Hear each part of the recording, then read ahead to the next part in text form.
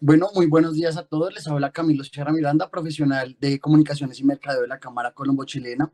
Agradecemos a todos por su participación en esta charla acerca de las oportunidades en la gestión de activos inmobiliarios destinados a proyectos agroindustriales, para el cual contaremos con la participación de nuestra firma afiliada Pinilla González y Prieto Abogados. Los expositores el día de hoy son Ángela Caicedo, ella es abogada especialista en Derecho Administrativo, socia de la firma PGP y líder en el área de Derecho Urbanístico. También nos acompañará Julián Rojas, él es abogado especializado en Derecho Corporativo, socio de la firma PGP y líder del área de Derecho Corporativo, Civil y Mercantil. Antes de darle la palabra a Ángela, le pedimos el favor a todos los asistentes de mantener micrófonos y cámaras apagados para no interferir con la exposición. Cualquier inquietud, duda o pregunta que se vaya generando la pueden realizar a través del chat y al final será respondida. Bienvenida, Ángela, buenos días. Muy buenos días a todos y muchas gracias por este espacio. Buenos días a todos, ¿cómo están? Camilo, buenos días y buenos días a todos. Pues yo quiero arrancar con con una introducción de por qué quisimos, de por qué planteamos este tema en conjunto con la Cámara de Comercio. Y un poco seguir avanzando en, cuál es la verdadera relevancia que nosotros estamos viendo en estos temas para el sector de la agroindustria. Entonces, primero, pues darle las gracias, obviamente, a la Cámara por esta oportunidad. A nosotros nos parece súper importante el esfuerzo que en materia institucional se ha venido haciendo con la promoción de proyectos de agroindustria y hemos querido, aportar este granito de arena en lo que consideramos debe ser el proceso de consolidación de un sector que es realmente trascendental para el país. Entonces, pues, primero que todo, darles las gracias por la invitación y por este espacio. Lo segundo tiene que ver un poco con por qué hacerlo. Digamos que desde PGP nosotros hemos tenido la oportunidad desde hace largo tiempo de trabajar todo lo que tiene que ver con los aspectos jurídicos relacionados o que giran alrededor del territorio.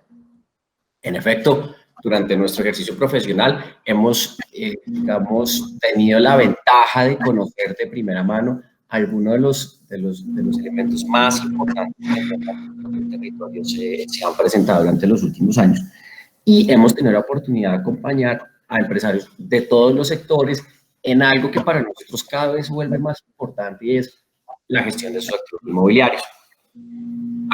Y de pronto más adelante con Ángela lo discutiremos, hace 10 años o algo así, nuestros empresarios arrancaban por decir, tengo inmuebles, básicamente los tengo más antes actividades, pero no le ponían mucho cuidado a lo que nosotros de alguna manera hemos llamado el potencial oculto de los activos, pues porque básicamente estaban destinados para el desarrollo de las actividades propias de cada sector. Sin embargo, de un tiempo para acá, a la par con una concientización de las autoridades locales en lo que tiene que ver con la importancia de la adecuada gestión del suelo, nuestros empresarios también de alguna manera, han despertado, digo yo, o se han hecho conscientes de lo que nosotros llamamos ese potencial oculto y cada vez más se están interesando en conocer exactamente las características de los activos que poseen y gestionarlos de manera adecuada.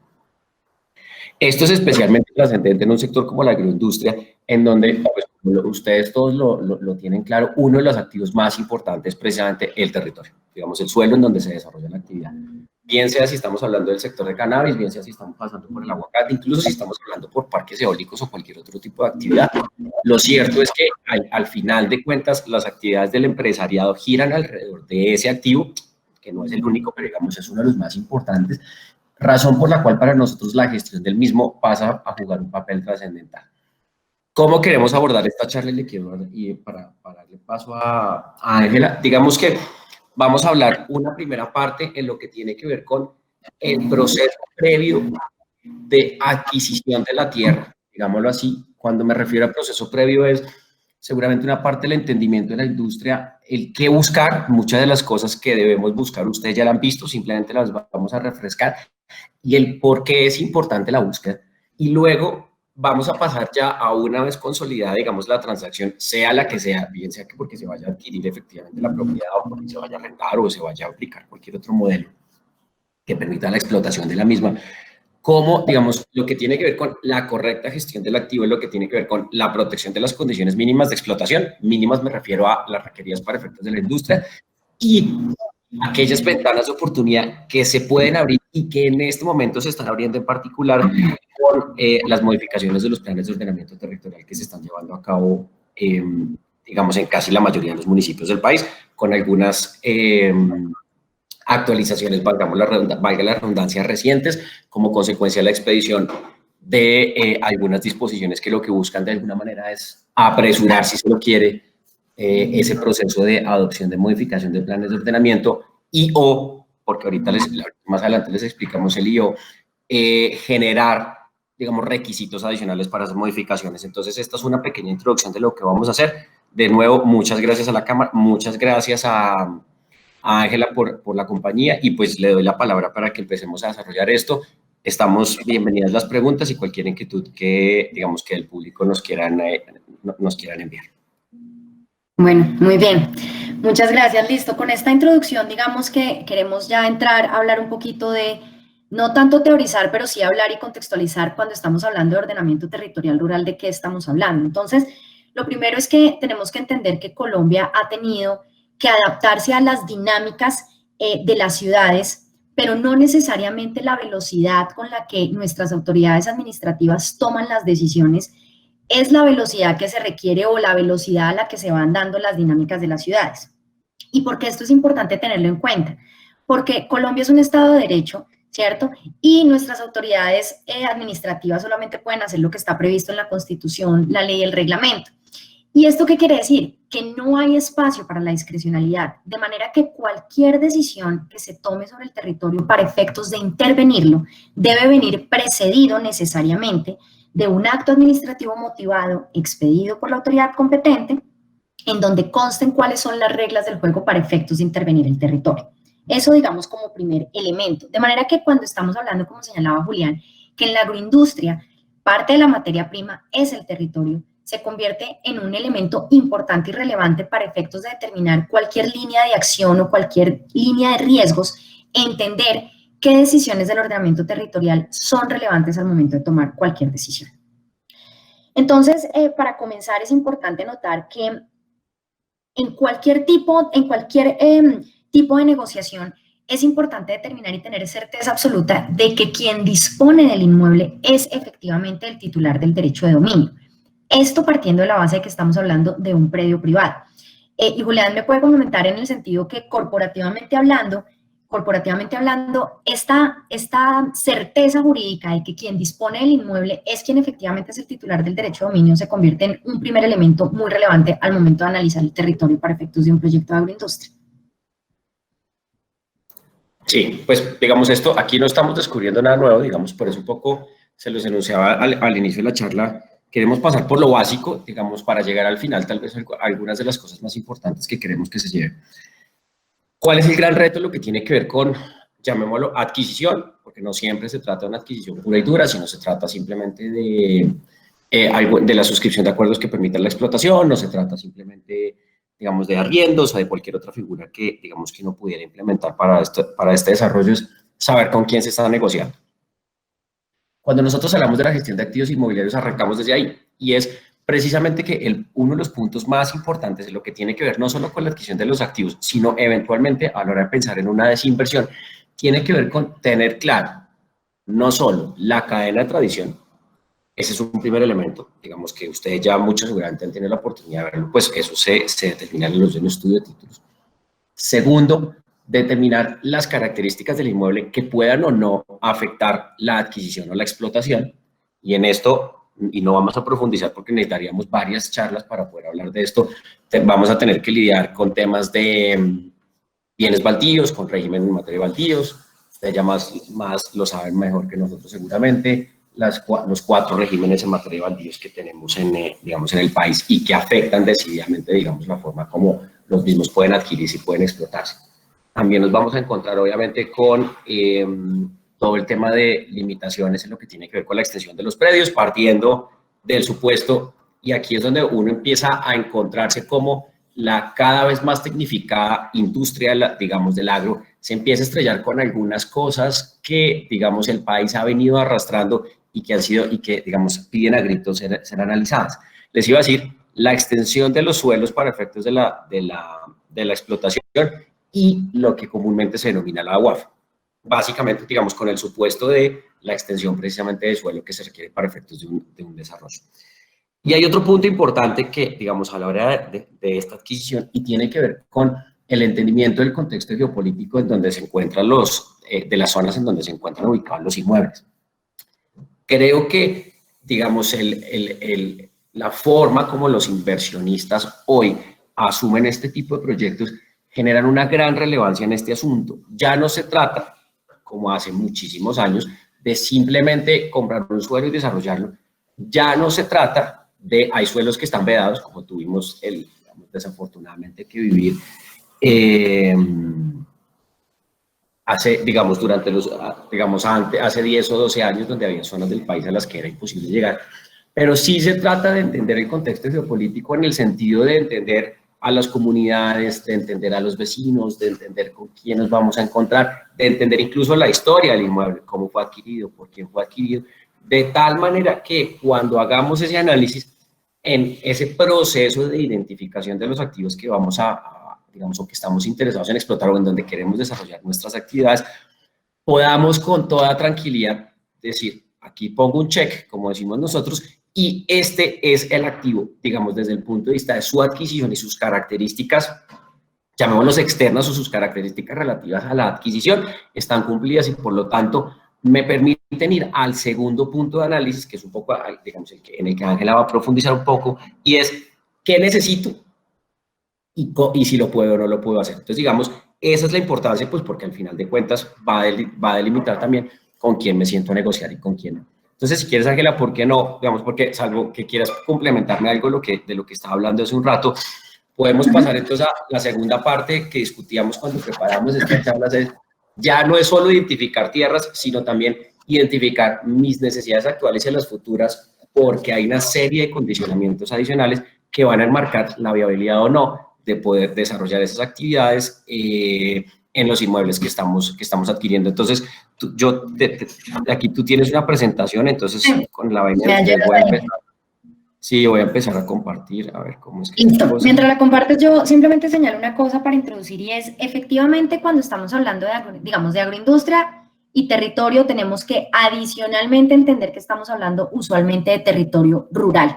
Entonces, cuando vamos a hablar de territorio rural, nos encontramos con estas variables que ya señalaba Julián, pero además hay una variable en la que quiero dar un segundo antes de... Listo, perfecto. ¿Qué pena? ¿Lo estás viendo? Sí. Sí, perfecto, gracias. Entonces, listo, muy bien. Y la variable es que estamos hablando de territorio rural, es decir, que acá es importante determinar que la agroindustria es propia de los suelos rurales y rurales suburbanos, que en términos generales la ley los define como aquellos en donde se pueden hacer explotaciones agrícolas, agropecuarias, agroindustriales, de explotación de recursos económicos, etcétera, recordando, por supuesto, que los suelos rurales y rurales suburbanos constituyen como la despensa alimentaria de los cascos urbanos. Entonces, es como esa primera concepción que señalaba Julián de entendamos dónde vamos a estar parados. Segundo, en relación con la titularidad del inmueble, por supuesto, los elementos que listaba Julián, pero adicionalmente recordar que en Colombia no tenemos un sistema catastral de identificación de baldíos, sobre los que versa además una presunción de legalidad a favor del Estado. ¿Y por qué es importante resaltar esto? Porque no solamente tengo que saber, por supuesto, y como decía Julián, ustedes eso ya lo tienen mucho más claro, pero digamos, no solamente determinar si mi inmueble es un inmueble privado, sino si se trata de un baldío, en donde, sin perjuicio de las herramientas que tiene el gobierno nacional para la explotación de baldíos, incluso para la adjudicación de los mismos, que no es el objeto de este espacio, identificar además si dentro de esa cadena esa titularidad del bien hoy deviene de una adjudicación de baldío, en cuyo caso yo tengo que analizar no solamente la legislación civil para saber las limitaciones del derecho de dominio normales, sino además la legislación agraria para entender qué limitaciones tengo en la disposición de ese inmueble. Cuando yo, digamos, ya tengo de alguna manera claro sobre qué es que voy a trabajar, entonces entramos a hablar de ordenamiento rural y qué es lo que yo puedo hacer. Pero previo a esta gestión, si quieres avancemos, Juli. Nosotros conversábamos, hombre, acá tenemos que hablar de unas acciones diligentes previas. porque efectivamente hay un entendimiento mucho más global de lo que implica gestionar el suelo. Entonces, lo primero es entender qué voy a hacer. Es esa identificación detallada de qué proyecto voy a desarrollar. Yo necesito entender qué proyecto voy a desarrollar y qué necesidades tengo, no solamente desde el punto de vista económico, sino desde el punto de vista físico. Voy a poner un ejemplo general. Nosotros hemos tenido la oportunidad de conocer ingenios en donde evidentemente la agroindustria es la actividad principal y por supuesto el territorio y toda, digamos, la gestión para efectos de generar el producto final. Pero a la par necesito, por ejemplo, unas oficinas administrativas. Dependiendo de la agroindustria que se trate, en los múltiples ejemplos que señaló Julián, eventualmente va a necesitar unas zonas de acopio, unas zonas de bodegas. Muchas veces estos proyectos de agroindustria implican desarrollos de grandes extensiones de terreno que a su vez implican la necesidad de generar espacios, digamos, espacios sociales o culturales o incluso de habitación de aquellas personas que empiezan a desplazarse para efectos, digamos, para los empleados y personas, digamos, área administrativa, etcétera, que necesitan eventualmente estar ahí. Entonces también podemos estar evaluando la necesidad no de tener asentamientos humanos dentro de este mismo espacio.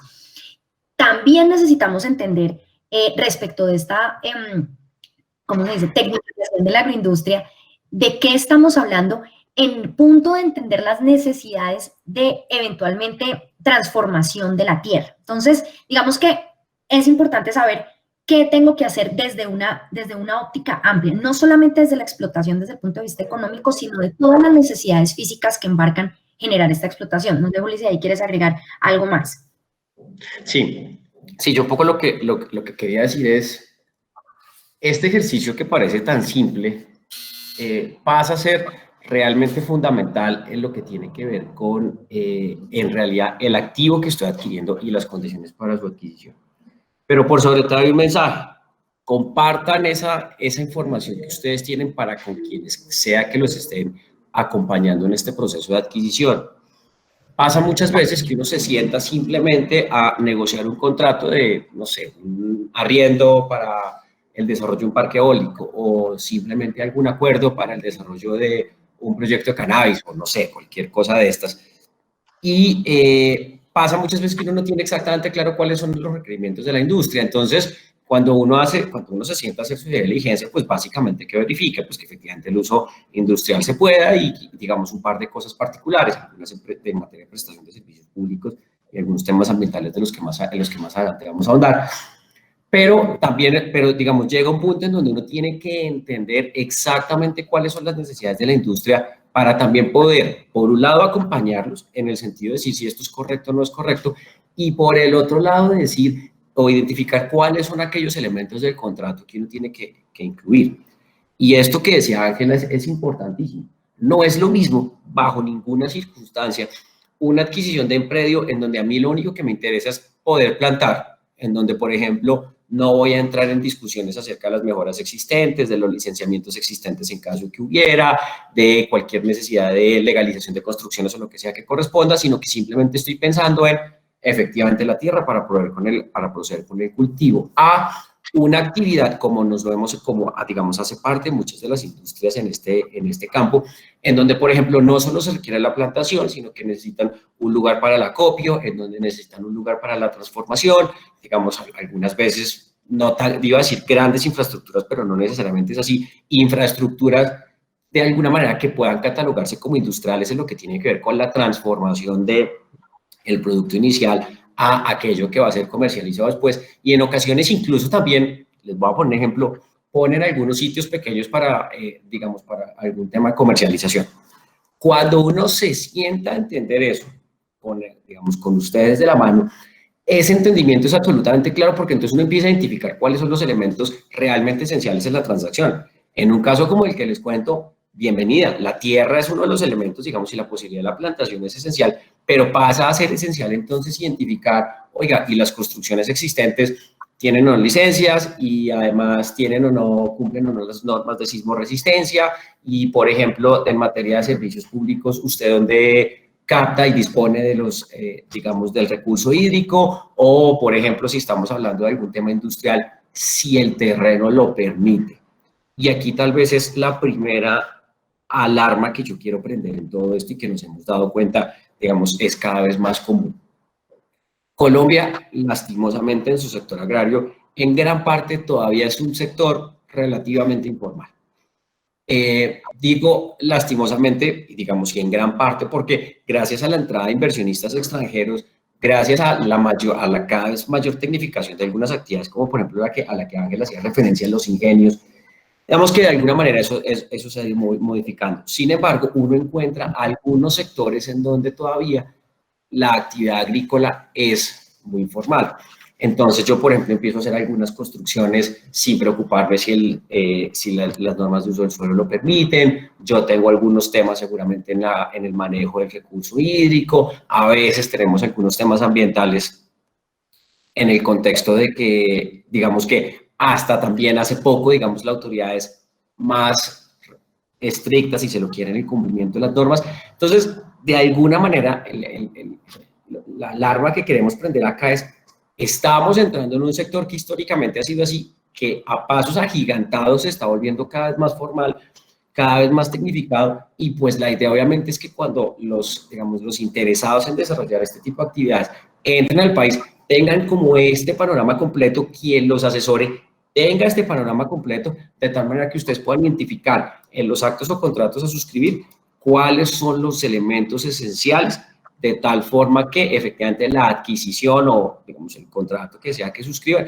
efectivamente les permita a ustedes garantizar que van a poder desarrollar las actividades que quieren hacer. Entonces, digamos, esa primera alarma, cuéntenos a quienes, digamos, porque hemos tenido la oportunidad de discutirlo, cuéntenos todo. Este es un segundo llamado incluso para nosotros a entender la actividad que cada uno de ustedes va a desarrollar, es absolutamente esencial.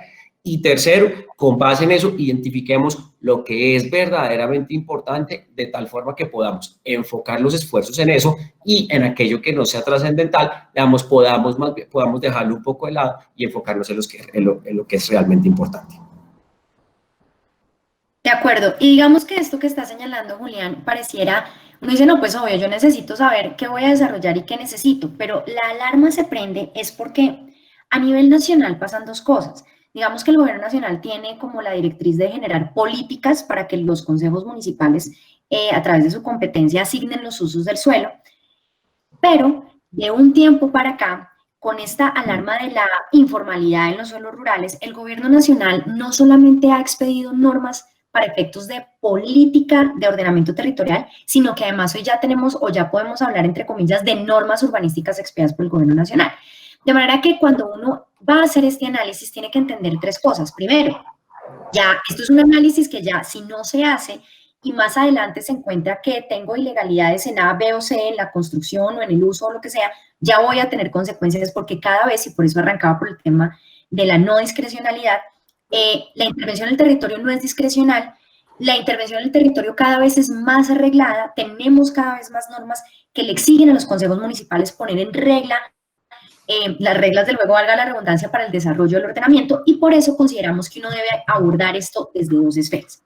Una, que es el análisis de las limitaciones desde la norma nacional, y otra, desde la norma local. No es suficiente solamente ir, ver el POT, identificar si permito agroindustria y me fui. No, necesito tener un análisis mucho más global para efectos de entender en suelo rural cuáles son como esas variables y categorías que tengo que tener en cuenta, ya sea para descartarlas por inexistentes o de ser existentes porque son propias del suelo rural, cómo las tengo que manejar. Entonces, si quieres, Juli, avancemos un poco. Entonces, esto, digamos, es más que todo para hacer como un barrido general y que ustedes puedan tener como un mapa general conceptual de hacia dónde tienen que abordar su análisis. Cuando estamos hablando de suelo rural, todo este ejercicio que se está sugiriendo tiene que estar precedido de la identificación de mis categorías de suelos de protección, que ya las vamos a ver, y mis categorías de uso restringido. ¿Qué quiere decir eso? Yo tengo que saber con precisión si dentro del territorio que yo voy a intervenir tengo categorías de protección, es decir, si yo dentro del terreno tengo, por ejemplo, sistemas áreas de conservación del Sistema Nacional de Áreas Protegidas, por ejemplo, si tengo una reserva forestal declarada por el ministerio, si dentro de mi terreno tengo un páramo, un humedal, un cuerpo de agua, si colindo, por ejemplo, con un río de alto caudal que necesite tener una especial protección en punto de zonas de ronda, zonas de manejo, mitigaciones de riesgos, etcétera. Tengo que identificar si soy, como ya lo señalaba antes, rural o rural suburbano. Tengo que señalar si estoy cerca de un centro poblado o si eventualmente en las inmediaciones de mi territorio objeto de interés tengo un centro poblado. Si tengo o no afectaciones para poder desarrollar vivienda campestre o la aptitud o no para efectos de generar equipamientos de salud, culto, etcétera, etcétera. Adicionalmente, tengo que entender si mi territorio es objeto o está previsto por el municipio, por la entidad territorial, municipio, distrito, para ser objeto de planificación intermedia. ¿Qué quiere decir esto?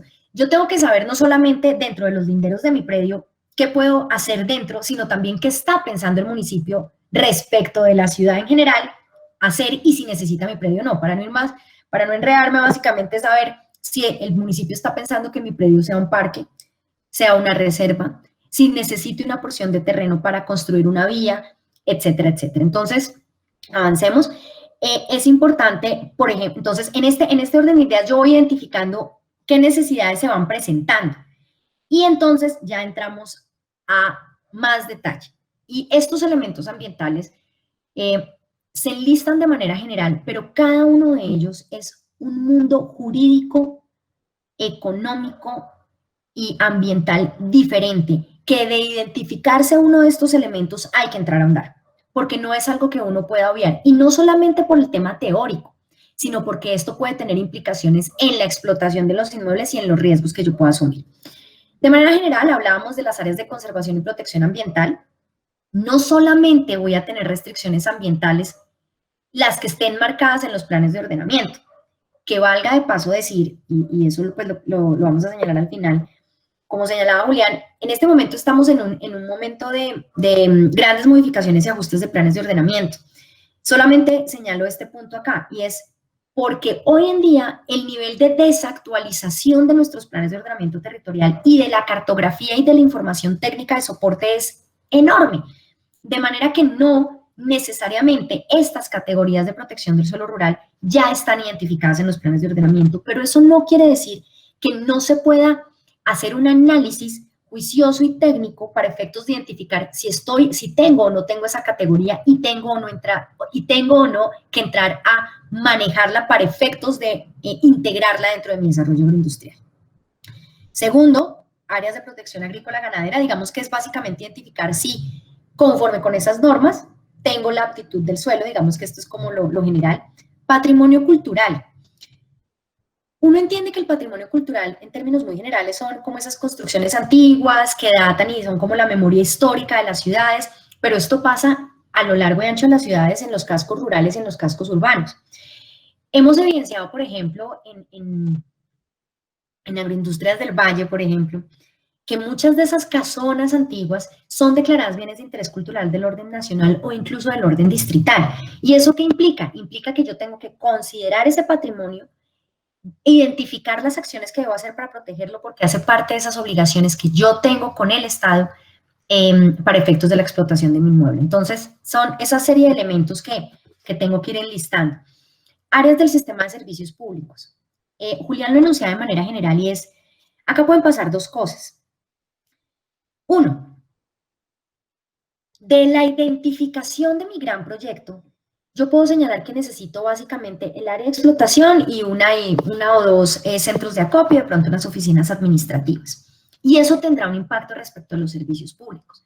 Pero en la medida en que yo vaya entendiendo, enlistando y eventualmente acrecentando el número de actividades y la naturaleza de las actividades, por ejemplo, domésticas con agroindustriales, en caso de que yo necesite generar un asentamiento humano o necesite poner una iglesia o sencillamente un centro social para el disfrute de las personas que están dentro de la explotación, esto impacta la utilización del recurso hídrico. Y hay que recordar que en los suelos rurales, que son los propios en donde se desarrollan estas actividades, la obligación del Estado no llega hasta los suelos rurales para la prestación de servicios públicos. La obligación llega solamente en la coincidencia de los cascos urbanos con los cascos de servicios públicos. De manera que aquí se prende un reto adicional y es que la captación, el tratamiento y el vertimiento del recurso hídrico será, como la norma lo señala, responsabilidad de la autoprestación de quien genera el proyecto. Entonces, estos son elementos importantes porque nos encontramos muchas veces que dicen, hombre, es que voy a hacer esto y esto, pero fui a la empresa de servicios públicos y me dijeron que no tienen la capacidad porque las redes no llegan hasta allá. Entonces, ¿qué hago? Y la respuesta es que hago es que usted tiene que entrar a generar un análisis de detalle para saber qué caudal necesita, cómo lo va a tratar y dónde lo va a vertir. Y esto, digamos, hace parte fundamental de la ejecución de cualquier proyecto porque el recurso hídrico también hace parte de ese segundo elemento, materia prima, que va de la mano con el territorio. Y por último, y no menos importante, la identificación de las áreas de amenaza y riesgo. Digamos que para nadie es un secreto que Colombia es un país que ha tenido unos coletazos importantes como consecuencia de la no gestión del riesgo. Después de la ola invernal del año 2010-2011, salieron una serie de normas nacionales orientadas a, digamos, como poner en cintura a las entidades territoriales para efectos de que la toma de las decisiones en las posibilidades de desarrollo estuvieran asociadas a la gestión del riesgo. Insisto, y simplemente como para botar una cifra general, entre el año 2012 y el año 2019 se tiene conocimiento, por cifras de gobierno nacional, que se han presentado 450 procesos de iniciación de ajustes y modificaciones de POT, derivados de ola invernal, etcétera, etcétera. Y solamente 150 han llegado a feliz término. Es decir, que hoy tenemos del 100% menos, del 100% presentado, que no es ni el 50% de los municipios del país, menos del 50% aprobado. Esto nos está poniendo ya una alerta gigante de una desactualización de nuestras normas de ordenamiento territorial y, en consecuencia, aumenta la responsabilidad de hacer acciones diligentes de cara a entender mi negocio, de identificar estos elementos, de identificar si la información del municipio o del distrito está o no actualizada y, a falta de información del municipio, generar los estudios que me permitan a mí dar las respuestas a esta clase de checklist, si se puede nominar, para efectos de identificar qué categorías de protección dentro de mi suelo tengo, para efectos de empezar a ahora sí a entender si mi proyecto de cannabis, si mi proyecto agroindustrial, si mi ingenio y demás, con qué tiene que convivir de cara a los elementos que tengo en mi territorio. Si quieres, avancemos. Sí. Bueno, esto, digamos, también hace parte como de ese checklist. Como decía Julián, necesitaríamos un montón de charlas para efectos de entrar como en ese nivel de detalle. Pero digamos que acá lo que queríamos resaltar es en materia de suelo rural, resaltar las categorías de protección. Y en los suelos rurales suburbanos, llama la atención que el concepto agroindustrial no está definido por la ley para efectos de ordenamiento territorial, pero el de industria sí. Y esto es importante entenderlo porque en los suelos suburbanos, a partir del año 2007, se generaron una serie de normas nacionales que han restringido el uso industrial y han permitido o han avalado los usos agroindustriales aislados, los denomina la norma. Entonces, no solamente hay que entender todos estos elementos ambientales, sino también si estoy en suelo rural suburbano, e identificar todas estas variables para efectos de saber si tengo o no restricciones propias del gobierno nacional para los desarrollos industriales, no agroindustriales, industriales en suelo suburbano. Si quieres, avancemos, Juli. Bueno, ¿qué puede pasar? ¿Qué puede pasar? Cuando nosotros entendemos nuestro negocio, entendemos cómo están las normas nacionales, cotejamos la información de esas exigencias nacionales con la norma local, pueden pasar varias cosas. Entonces, la enlisto y pues, Juli, por favor, complementame lo que... Espérame, antes de que pase, te interrumpo un segundo porque hay una idea con la que no quiero, digamos, que más bien se pase en este momento. ¿Por qué este análisis es importante? Vamos a más bien, ¿cuáles son los retos de este análisis desde el punto de vista de, digamos, de la gestión adecuada del activo? Lo primero es que en Colombia, y yo creo que en la mayoría de jurisdicciones hay un principio con base en el cual la ignorancia de la ley no es excusa. Y eso genera, digamos, la necesidad de que quien comparece a cualquier negocio como esos tenga que conocer exactamente el activo que está adquiriendo.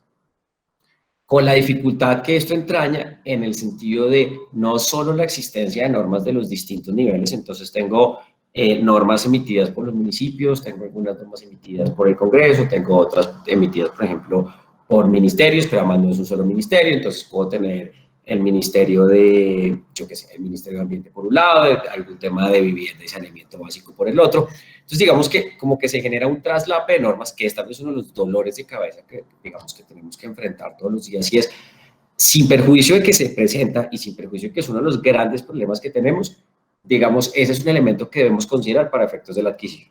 Ese es un primer tema. Y un segundo tema, que era lo que decía Ángela cuando hablaba de la desactualización de los POTS, y más o menos con las cifras que ella nos bota, resulta casi que solamente aproximadamente el 15% de los municipios del país pues tienen POTS actualizados. De acuerdo un poco con las cifras que nos decía, es, pucha, yo estoy comprando algo respecto de lo que, digamos, que tiene unas condiciones básicas de uso hoy desactualizadas.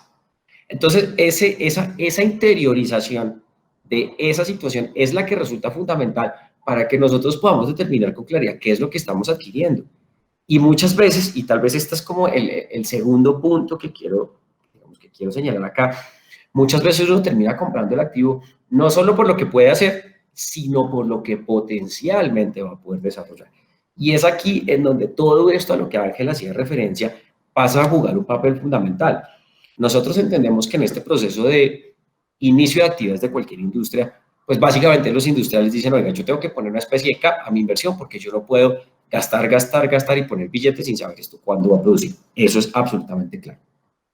Sin perjuicio de eso, sí es esencial, digamos, y es tal vez una de las recomendaciones que a nosotros siempre le damos a quienes tenemos la posibilidad de acompañar en este proceso, de hacer las inversiones. Esto no es un gasto, esto a juicio nuestro es una inversión que le permitan al inversionista saber exactamente las características de los predios que está comprando, porque como dice Ángela, lastimosamente en ocasiones, pues la información oficial no es suficiente. Y no solo lastimosamente la información oficial no es suficiente, sino que en ocasiones es contradictoria. Entonces yo puede que me vaya un POT que me pinta un montón de zonas de reserva y luego me voy al ministerio y el ministerio me las delimita y uno va a poner los planos uno encima del otro y dice, pucha, esto no me casa. Entonces, cuando uno llega a esa conclusión, y nos ha pasado en repetidas ocasiones, o lo que nos pasa, por ejemplo, con las áreas, oiga, no, es que la autoridad catastral tiene un área, pero es que la escritura tiene otra, y voy a hago el levantamiento amarrado a coordenadas y tengo otra. Eso pasa a ser realmente complejo, y por eso, digamos, el mensaje aquí a la hora de cualquier proceso de adquisición es, señores, conozcamos de la manera adecuada el activo que estamos adquiriendo, porque ese conocimiento de lo que es y de lo que puede llegar a ser es lo que al final de cuentas va a permitir al inversionista generar oportunidades adicionales que tal vez hasta ahora no había vislumbrado. Y Ángela, te interrumpí porque además, de alguna manera, aquí también quiero hacer un parate y es, esto es lo que uno tiene que hacer antes. Vamos, cuando yo compro el inmueble, yo tengo que saber en dónde estoy parado. Ahora, digamos, estos minutos que siguen, los queremos agotar, tal vez es lo que para nosotros es lo más importante, es, ¿y qué hago ya cuando el inmueble lo tengo yo?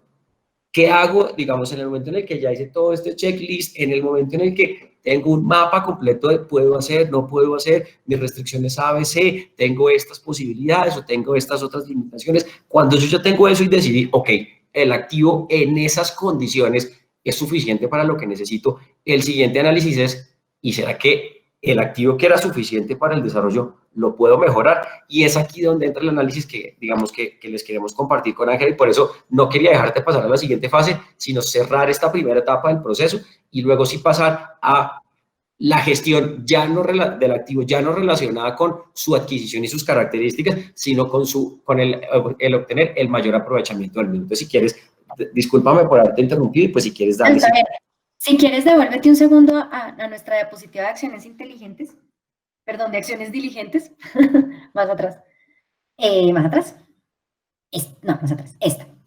Exactamente. Entonces, un poco ya retomando donde nos deja Julián, efectivamente entendemos nuestro negocio, entendemos teóricamente de qué estamos hablando, es decir, norma nacional y norma local, y, digamos, pueden pasar muchas cosas, pero nosotros como que concretábamos como estas siguientes acciones, y es, después de que yo entiendo qué voy a hacer y cuál es la norma vigente, pueden pasar varias cosas. Uno, que el instrumento hoy, es decir, que el plan de ordenamiento territorial vigente funcione, está completo, todo coincide, entonces ¿qué se supone que yo debería hacer? Hombre, si las reglas del juego son lo suficientemente claras, son integrales y me funcionan para lo que yo quiero hacer, la recomendación general es, hombre, activemos una actuación urbanística orientada a consolidar la norma. ¿Qué quiere decir eso? Obtengan las licencias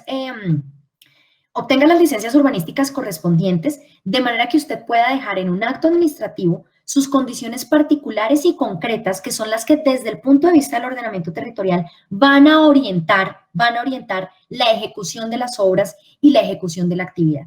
¿Y esto qué implica? Que usted va a tener un acto administrativo con sus derechos, con sus obligaciones, por supuesto, que una vez cumplidas, consolida la norma y por lo menos consolida la norma, y esto genera una seguridad jurídica respecto del marco normativo.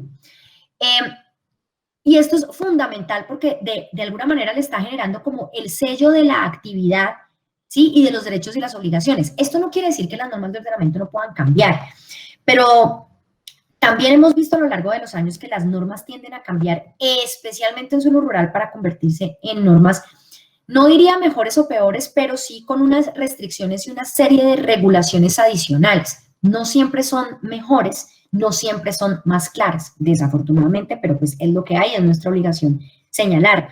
De manera que esa consolidación de norma y esa seguridad jurídica se convierte en un activo importante respecto del inmueble en la medida en que yo tenga claras las reglas del juego para cualquier explotación. No sé, Juli, si en ese punto quieres adicionar algo como de la relevancia de lo que sea como el valor agregado a un inmueble cuando yo lo consolido con su norma.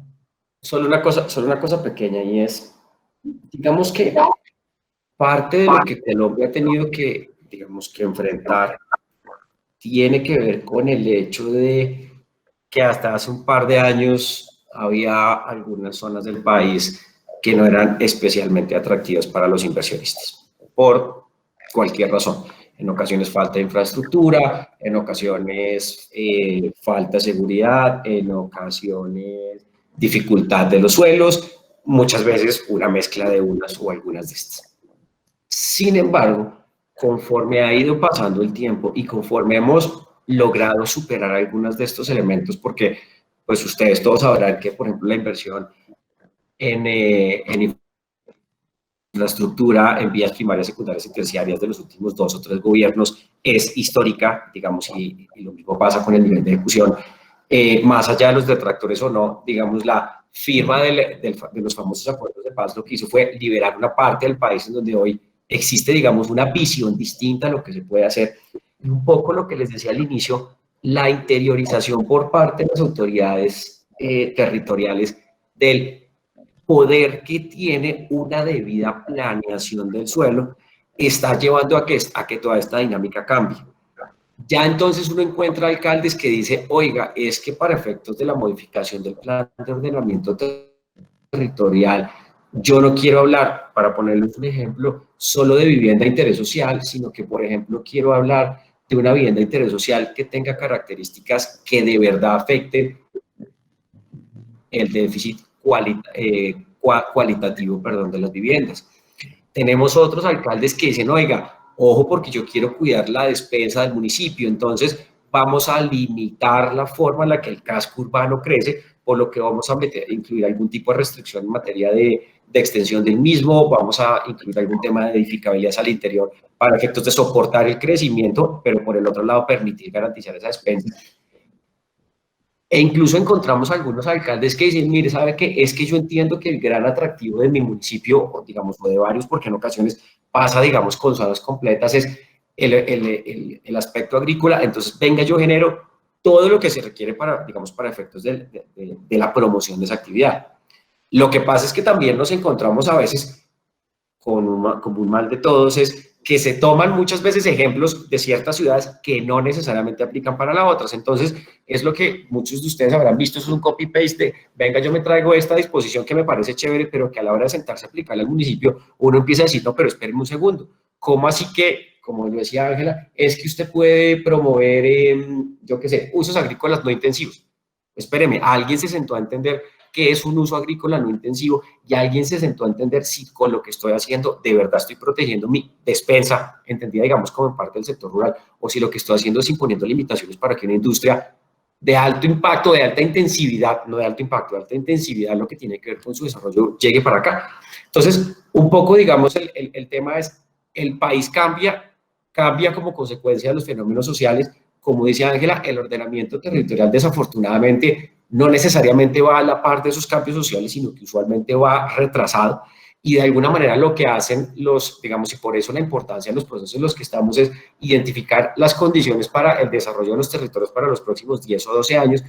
Y por eso un poco el llamado de atención de señores, ojo, porque aquí tenemos un reto. Tenemos oportunidades, tenemos riesgos, y la invitación en esto, que era un poco lo que les queremos ir compartiendo, es qué hacer para proteger lo que debe ser protegido, porque en ocasiones, como dice Ángela, la norma es ideal para efectos de lo que quiero, o identificar aquellas cosas que pueden ser mejoradas si es que son aclaradas, y participar de todos estos procesos. Entonces, ese entendimiento del cambio en la dinámica social, del cambio en la dinámica de ordenamiento, de la aparición de instrumentos como repartos de carga que están permitiendo el desarrollo de grandes extensiones de tierra, como por ejemplo está en Bogotá, que seguramente muchos alcaldes van a decir, pucha, es que eso es ideal porque el sector privado me pone la plata y yo me desarrollo. Ese entendimiento pasa a ser fundamental para extraer ese valor oculto de la tierra cuando lo tiene, para proteger el que necesitamos y para tener, digamos, activos mejores gestionados. Era simplemente eso lo que te quería decir. De acuerdo, entonces, partiendo de una primera hipótesis, es donde la norma me funciona, puedo consolidar mi norma y puedo generar, digamos, un incremento, digamos, eso se convierte en un activo positivo para el inmueble en la medida en que tengo claro el panorama jurídico, y pues esto, la seguridad jurídica siempre es positiva para efectos de la gestión de un inmueble porque tengo claro cuáles son mis potencialidades y hasta dónde puedo llegar. Pero ese sería el mundo ideal, y como no se trata de eso, pues no es lo que nos ocurre todos los días, pueden pasar dos cosas adicionales. Como les señalaba ahorita, en este momento, a raíz de la expedición del decreto 1232 del año 2020, de septiembre de este año, el gobierno nacional estableció unas reglas del juego y dijo, nosotros estamos identificando no solamente que se contratan un montón se inician un montón de contrataciones para efectos de la modificación de los planes de ordenamiento territorial, pero pues al final no terminan en nada, entonces sacó un decreto en donde dijo, mire, vamos a desglosar un poquito más cómo es que es todo este procedimiento. ¿Y por qué les cuento esto? Porque dejó un lapso de 6 meses y dijo, los que de aquí a marzo 31 radiquen y formulen sus planes de ordenamiento territorial se van con la norma anterior. Y los que no, me hacen el favor y me cumplen toda esta norma. Esto que está haciendo, pues nos está generando una coyuntura a nivel nacional de cara a que todos los municipios están diciendo, pues no todos, pero una gran mayoría de municipios está diciendo, miércoles, yo como que me voy con la norma vigente porque con la que viene tengo más tareas que hacer. Al final esta norma del gobierno nacional lo que hace es como ser mucho más detallista en la tarea de qué es lo que se tiene que presentar para efectos de la opción de voto. Con este panorama, esta coyuntura hace que en este momento se estén en muchos procesos de modificación del POT. Entonces, puede pasar que el POT está perfecto y lo que ya dije, o que definitivamente la información no está completa, pero puede ser objeto de reglamentación, que es lo último que queremos tratar.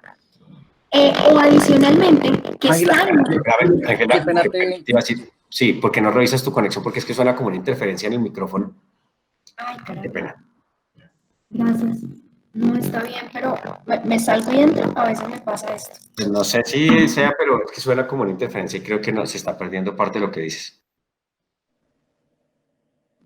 Hola, ¿ya? No. Me voy a salir y vuelvo a entrar. Listo. Ya, una cosa. Qué pena. Gracias. Dale.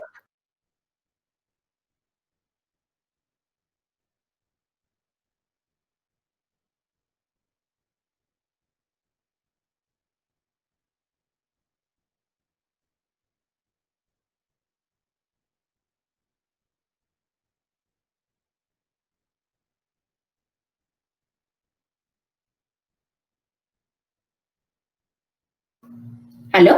¿Aló? ¿Hola?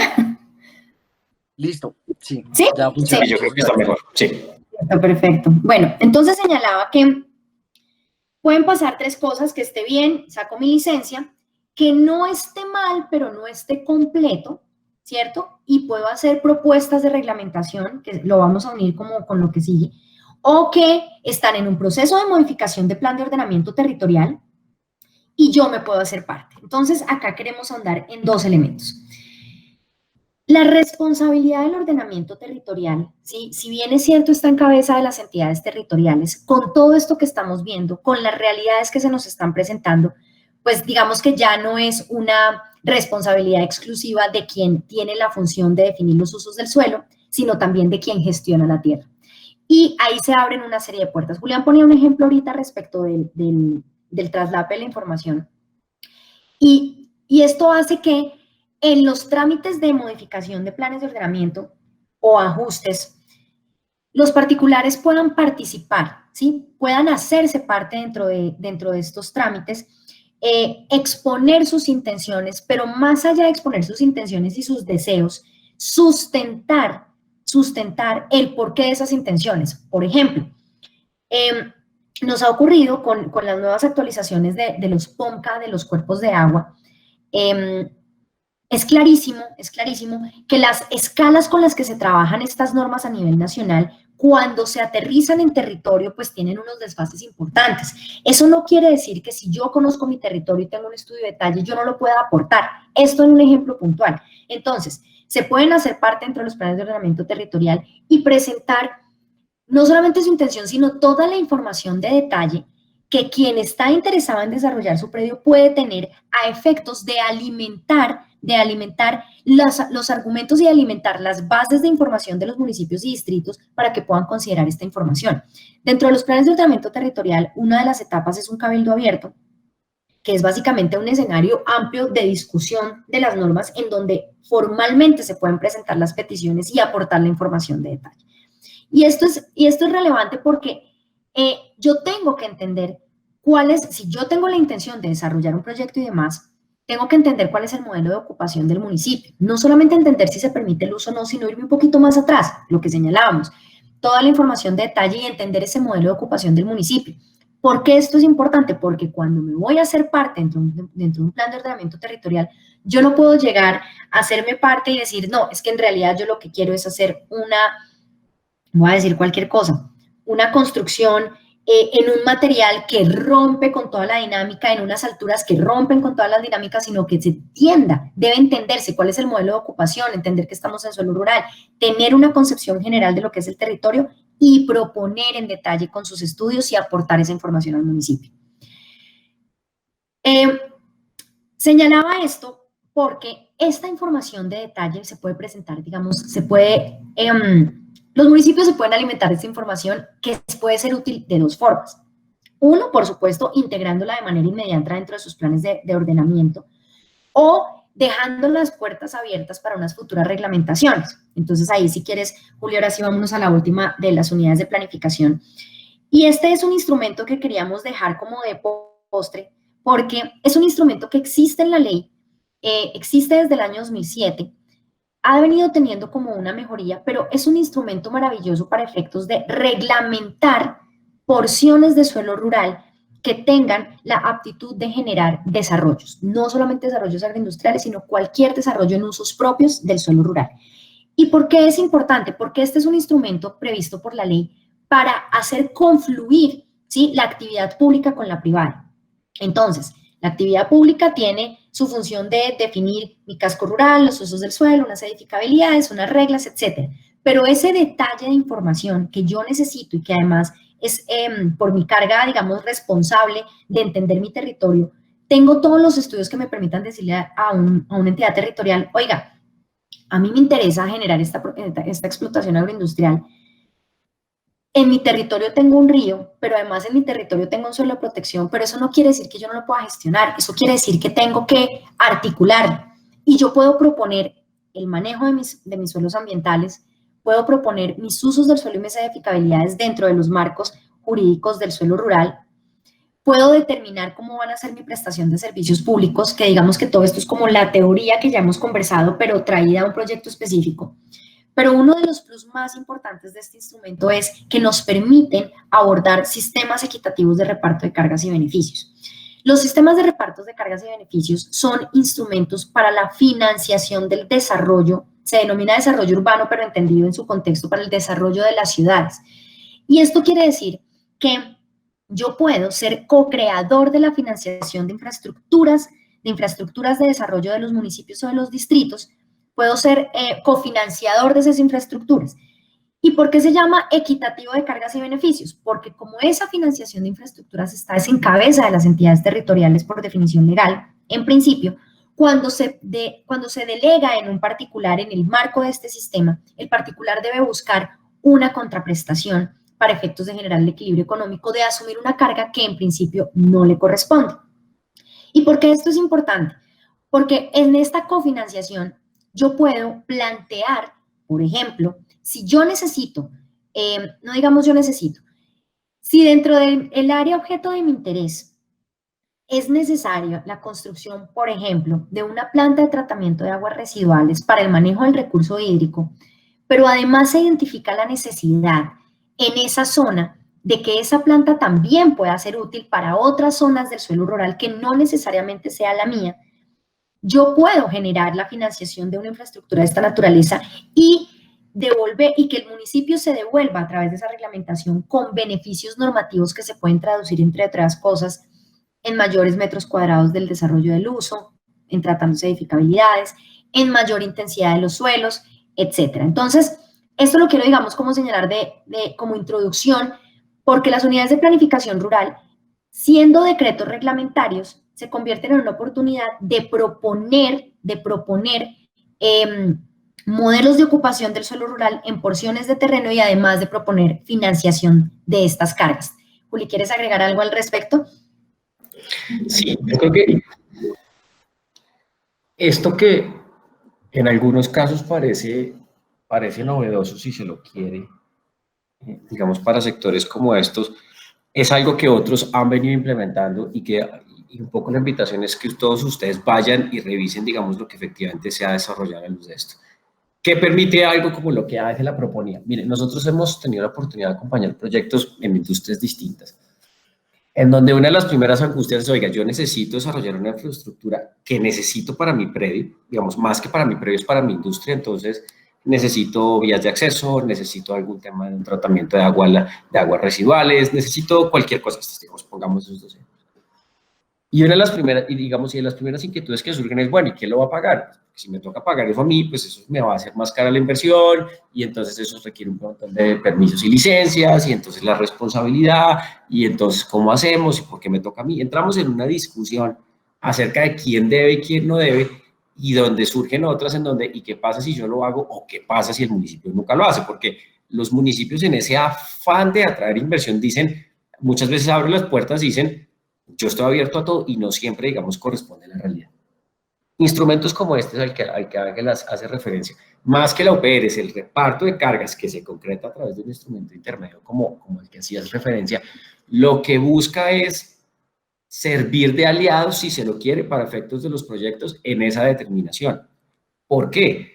Porque se trata de un instrumento cuyo procedimiento es reglado, se trata de un instrumento que idealmente va a contener todas las características esenciales de ese acuerdo con el municipio en el sentido de decir, venga, yo hago y a cambio recibo, digamos que además es un principio constitucional, aquí básicamente lo que se está previendo es la colaboración del sector privado con el sector público para el cumplimiento de los fines del segundo, y venga, yo además tengo las reglas claras para el efecto.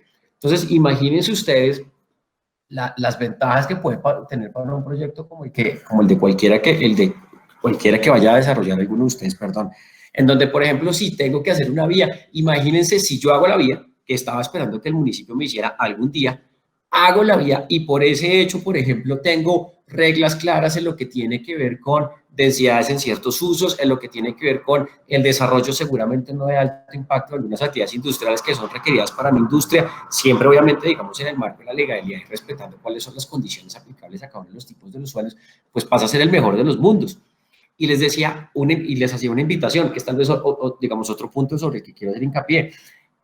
Este no es el único sector que tiene estas posibilidades. Hoy tal vez quien más lo explota es el sector de la construcción, quien desde hace 10 años, esto tampoco es que llevemos mucho tiempo haciéndolo, quien desde hace 10 años entendió las bondades del reparto de cargas y en donde encontramos múltiples ejemplos de infraestructuras requeridas para proyectos de alto impacto que, digamos, que salen de la discusión de quién las hace, cómo las hacen y de dónde sale la plata, que es la discusión que usualmente uno tiene con los municipios, y pasa a ser más bien es, yo sector la asumo, yo sector privado la asumo y venga como lo hago. Entonces, un poco, digamos, el mensaje en particular respecto al reparto de cargas. Uno, la gestión adecuada del suelo, que era un poco lo que decía Ángela, como mecanismo para la protección de los, digamos, del activo, la protección de lo que se puede hacer, de las condiciones mínimas, de lo mínimo que yo requiero, pero también el entendimiento que la gestión adecuada de ese suelo me puede permitir acceder a este tipo de figuras que justifican inversiones, que me pueden permitir un mayor aprovechamiento del suelo, que me pueden permitir consolidar la norma, que además tienen un impacto social, porque pues no es lo mismo, digamos, desarrollar, como decía, una planta de tratamiento de aguas que no solo va a beneficiar a mi proyecto, digamos, sino a una gran parte de la zona rural del municipio, o sea, que verdaderamente tiene un impacto social y que a la postre les va a permitir a ustedes alcanzar ese potencial que se identificó en todo el proceso de adquisición y que dijeron, ok, esta es mi apuesta. Entonces, tal vez esa es la más grande de las invitaciones que nosotros les estamos haciendo acá. El instrumento, obviamente Ángel ahorita hablaba de la OPR, digamos, es necesario determinar el suelo en el que estábamos, dónde estábamos, cuándo estábamos, si la prestación o no la prestación. Lo que les decía hace un rato, todos los municipios son distintos porque todos tienen dinámicas diferentes, todos tienen retos distintos, todos tienen comunidades distintas. Entonces, al final de cuentas, es un poco digamos, ese cascarón que uno puede utilizar para alcanzar este tipo de cosas, es lo que nosotros consideramos es una oportunidad para ustedes, digamos, teniendo en cuenta además la coyuntura práctica en la que estamos en lo que a las modificaciones de los POTS se refiere.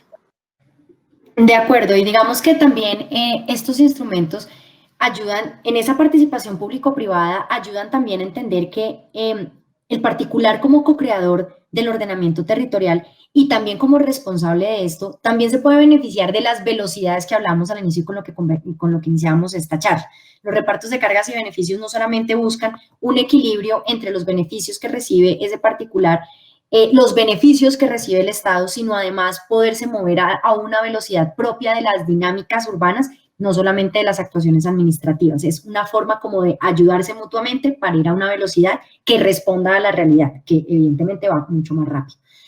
Bueno, nosotros con este panorama general entonces señalábamos que, digamos como para empezar a concluir, importante tener claro que nuestra materia prima es el territorio, que es un territorio que ordinariamente está localizado en suelo rural, que al tratarse de suelo rural tenemos que identificar con claridad las cadenas de tradición para efectos de establecer si son predios netamente privados o devienen de adjudicaciones para efectos de hacer confluir la legislación agraria con la legislación civil.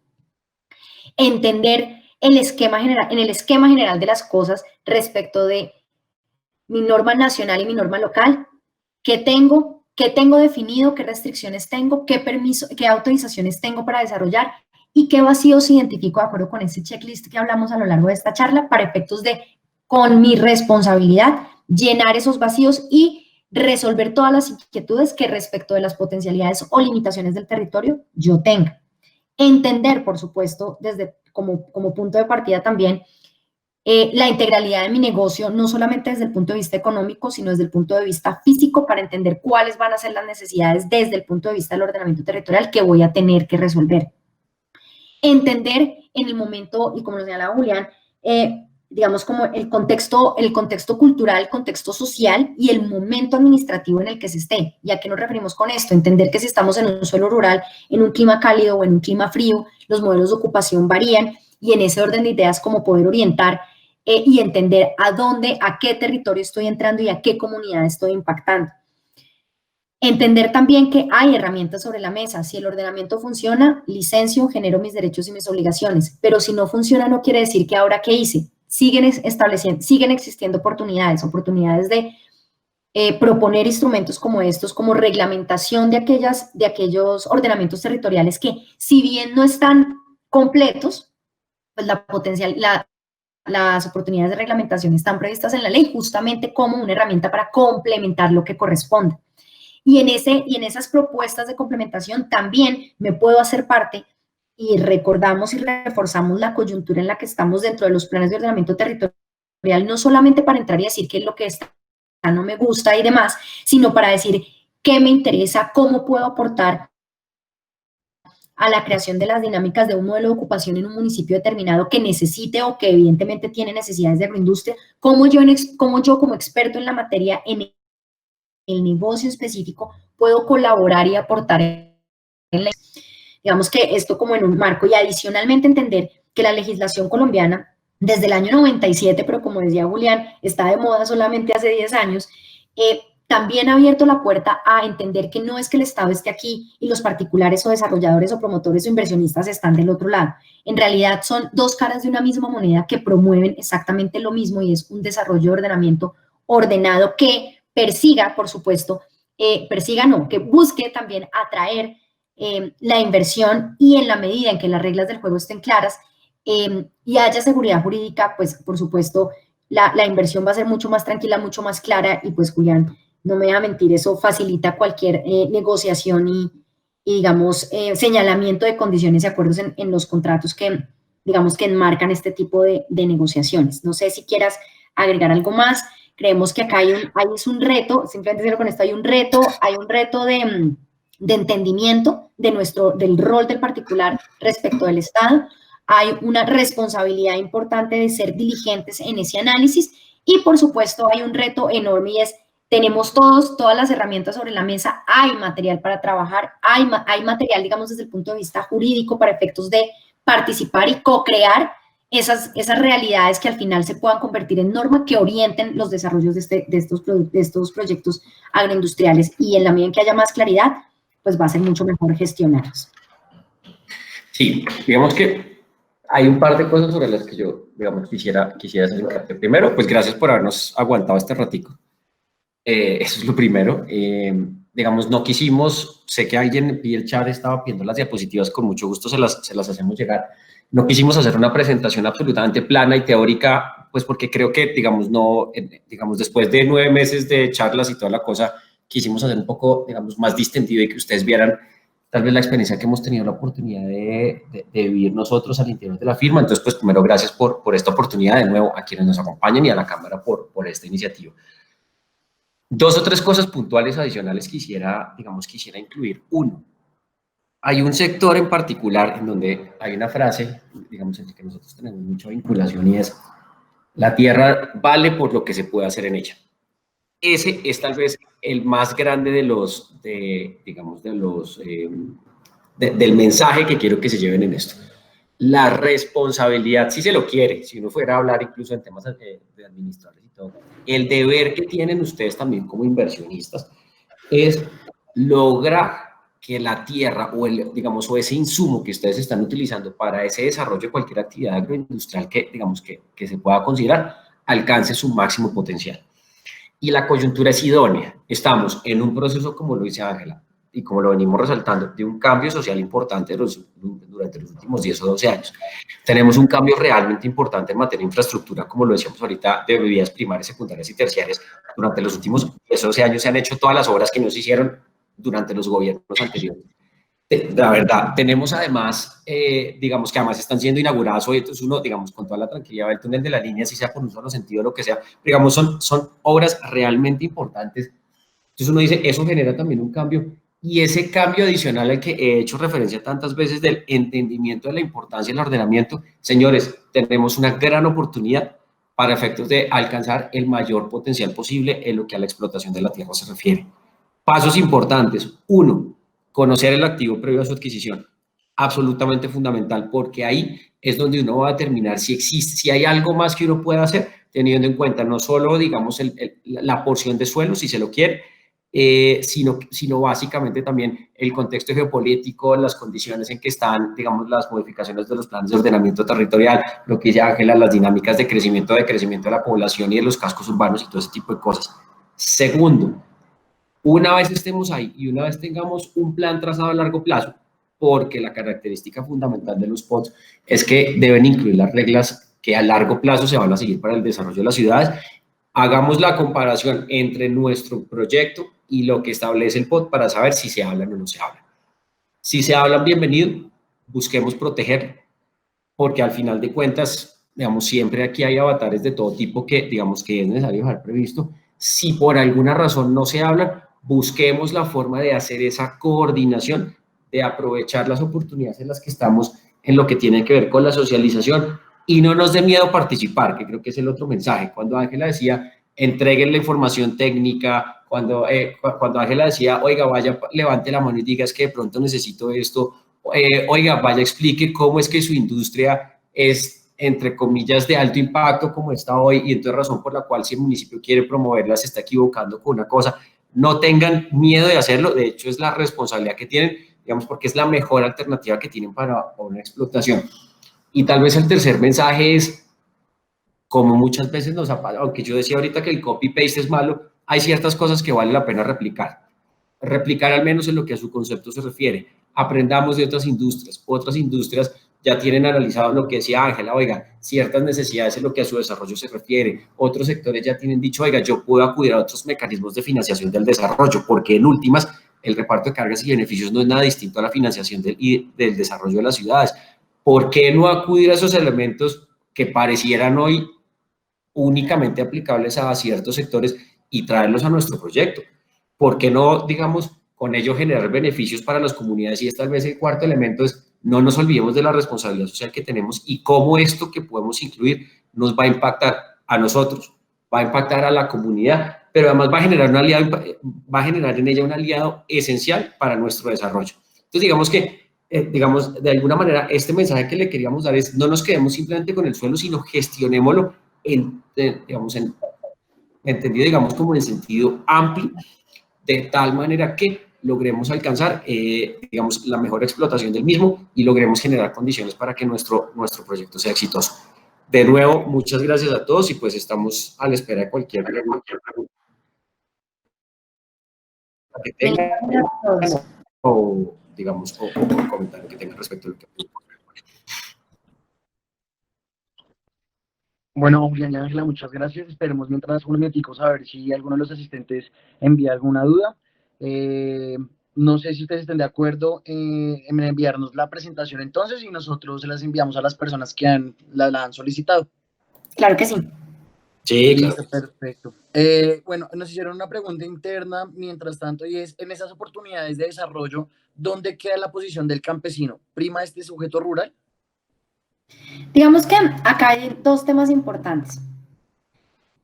Estamos partiendo de la base que, por eso era el primer tema, acá hay dos temas importantes rápidamente. Primero, identificar la tierra, identificar ese territorio, si es un territorio privado o si es un territorio baldío. Y cuando lo decimos de manera general, también hay que identificarlo, y lo señalaba Julián al inicio de la charla de manera tangencial, es quiénes están ocupando ese territorio y en qué condiciones lo están ocupando. El ordenamiento territorial no entra, digamos, las reglas de ordenamiento territorial y todos estos procedimientos de los que estamos hablando no entran como a la minucia de quién es el titular, ni entra a calificar ni a asignar propietarios de territorio. De manera que si yo voy a entrar a generar ese tipo de actividades, parto de la base de que este inmueble privado o adjudicado o si se trata de una explotación de un baldío de la nación, es un inmueble que está apto para. No es una promoción de desplazamientos de actividades que ya estén en el territorio, ¿sí? Pero el ordenamiento no entra, digamos, en esa competencia de decir si esto es de A o es de B, ¿cierto? Pero hace parte, digamos, de ese análisis previo que se tiene que determinar, por ejemplo, en caso de tener ocupantes de esa naturaleza. Acá hay un tema que al final señalaba Julián, y de hecho la pregunta me permite decirlo, y es, cuando uno está hablando de responsabilidad, tanto del particular como del privado, no es solamente la responsabilidad respecto de las intervenciones, sino del impacto social que tenga. En la medida en que se generen modelos de ocupación agroindustrial correctos, en donde se puedan no solamente suplir las necesidades del producto, digamos, de la actividad económica, sino las demás, también se generan, y estos son centros de empleo, centros de generación de empleo y centros de generación de riqueza para quienes están también dentro de la actividad. Entonces, digamos que cuando uno hace una pregunta general de cómo opera el campesino, digamos, si es un habitante dentro del municipio y puede hacer parte de la actividad económica como una generación de empleo, participa. Si es una persona que está dentro del territorio ocupándolo de manera correcta, no debiera porque una industria de estas entrar a romper, digamos, porque el ordenamiento no entra a generar ninguna clase de desplazamiento. No es su finalidad, ni es su función pública. Digamos, como una respuesta general. Ahí te quiero agregar dos cosas. Dale. Una teórica y una de un ejemplo. para que entiendan en dónde queda, no el campesino, digamos, sino la comunidad en general. Tengan en cuenta que todos estos procesos tienen un amplio componente de socialización.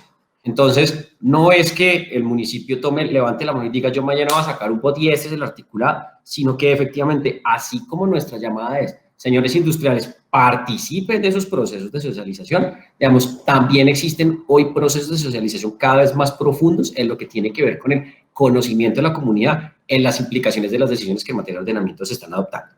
Ese es, digamos, desde el punto de vista teórico. Si no quisiera simplemente decir, oiga, es que el campesino o cualquier persona que haga parte de la comunidad está legitimado para ser parte de esos procesos. Pero les voy a poner un ejemplo. Nosotros hace algunos años ya tuvimos la oportunidad de participar de la estructuración de un proyecto de gran escala. Y una de las condiciones del proyecto, digamos, para que el proyecto fuera viable, incluso establecida por el mismo desarrollador, es que fuera ejecutado, digamos, en línea o respetando más bien las necesidades de distintas comunidades que se encontraban en el área de influencia. Entonces aquí había, digamos, distintos asentamientos que era necesario manejar para efectos de que el proyecto, como lo decíamos hace un rato, fuera exitoso, no solo desde el punto de vista del ordenamiento, sino que fuera exitoso con la comunidad, que es donde también es más importante. Como consecuencia de esa decisión, que era un poco lo que decía Ángela respecto a una también eventual responsabilidad social, como consecuencia de esa decisión del desarrollador, lo que se implementó en su momento fue todo un esquema que lo que permitía es que esas cargas a las que estábamos haciendo referencia hace un rato se representaran en obras de mejoramiento de las condiciones de las comunidades que se encontraban presentes en los territorios. Entonces, aquí pusimos el ejemplo de digamos, una planta de tratamiento de aguas residuales, por ejemplo, para el sector rural, que es absolutamente fundamental porque a pesar de los esfuerzos del gobierno, en particular del Ministerio en materia de saneamiento básico, los temas del acueducto y alcantarillado no se encuentran, digamos, todavía resueltos, y lo hemos visto estos días con la cantidad de inundaciones que hemos tenido incluso en grandes ciudades. No se digamos, pusimos el ejemplo de vías, pero aquí hay una serie de cosas adicionales. Miren, una de las obras a las que se hacía referencia en ese proyecto en particular se refería, por ejemplo, a la construcción de alcantarillados para los centros poblados que estaban ubicados dentro de la zona de influencia del proyecto. Entonces, aquí un poco lo que, digamos, tal vez el otro mensaje, y creo que nos faltó hacer hincapié en eso, y por eso buenísima la pregunta, el otro mensaje es, el ordenamiento y este tipo de medidas no solo buscan proteger, digamos, o beneficiar, si se lo quiere, el propietario del suelo, buscan es generar un equilibrio entre lo que el propietario del suelo requiere para su desarrollo y lo que la comunidad va a recibir a cambio. Entonces, cuando ustedes nos dicen, ¿en dónde está el campesino? El campesino está en los procesos de ¿en dónde está el campesino?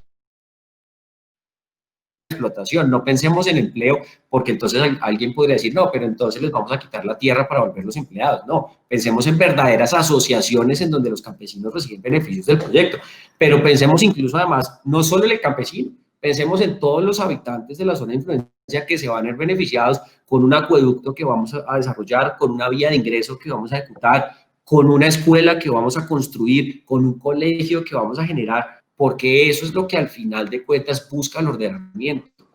Y ese es un poco digamos, el llamado que les estamos haciendo acá, verdaderos proyectos sostenibles, financieramente viables, en donde explotamos de la mejor forma la tierra, pero que a su vez generan, digamos, condiciones que permiten hacer una devolución hacia la comunidad, lo que de alguna manera también garantiza que el proyecto pues termine siendo un éxito porque tenemos un aliado importante considerando los beneficios que eso les representa. Me parece que ese ejemplo era súper importante un poco para ilustrar en dónde se ve y cómo es que esto efectivamente se está materializando. Bueno, hasta el momento no hay más preguntas, entonces a los expositores, a Ángela y a Julián, de Pinilla González y Prieto Abogados, les agradecemos por su colaboración en este evento y a los asistentes por su tiempo y participación. Igual reiteramos que cualquier duda o inquietud que tengan nos las pueden hacer llegar y nosotros con mucho gusto también se las enviamos a ellos para que puedan resolverlas y aclararlas. No, señor, no hay de qué. De nuevo, a ustedes, muchas gracias a la Cámara por la invitación y a todos quienes nos acompañaron durante la charla por aguantarnos este ratico y, de acuerdo, cualquier inquietud que pueda surgir con posterioridad, pues con mucho gusto les podemos echar una mano para resolver. Camilo, mil gracias a todos y espero vernos en una próxima oportunidad. Claro que sí, bueno, entonces damos por terminada esta charla, oportunidades en la gestión de activos inmobiliarios destinados a proyectos agroindustriales. Feliz día para todos. Gracias. Chao, gracias.